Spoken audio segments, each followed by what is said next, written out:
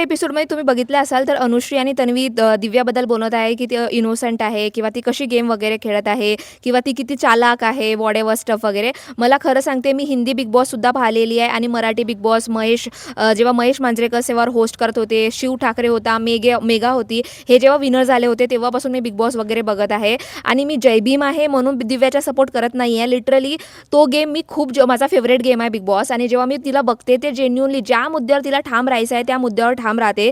तो कालचा एपिसोड तुम्ही बघितला असाल. राकेश दादा तिला स्वतः म्हणत होता, की "मला अनसेफ कर, मला चालेल, परंतु राशन गेलं नाही पाहिजे." परंतु अनुश्री सोबत ती होती आणि तिला डिसाईड करायचं होतं. ती आखरीपर्यंत आपल्या मतावर ठाम होती दिव्या, की नाही मला राकेश दादाला सेव्ह करायचं आहे म्हणजे करायचंच आहे. तर हा एक मतलब फालतू चोरेकांडी करणं, अंडे चोरणं ह्या फालतू छोटे-छोटे मुद्दे ती काढत नाही. तिला माहीत आहे कुठं बोलायचं तिचे बॉन्ड क्लिअर आहे. तिला समजते कुठं स्टँड घेतल्या पाहिजे, नाही घेतल्या पाहिजे. तिला गेम अजून जास्त रीतीने कळत आहे आणि ते फालतूचे फक्त कॅमेरामध्ये दिसण्यासाठी ओव्हर काही करत नाही, ओव्हर एक्सप्रेस किंवा ओव्हर फालतू काढे काही करत नाही आणि दिव्याचा गेम एकदम परफेक्ट आहे आणि तुम्ही सरकारसोबत आहात का? मला नक्की कमेंट करा.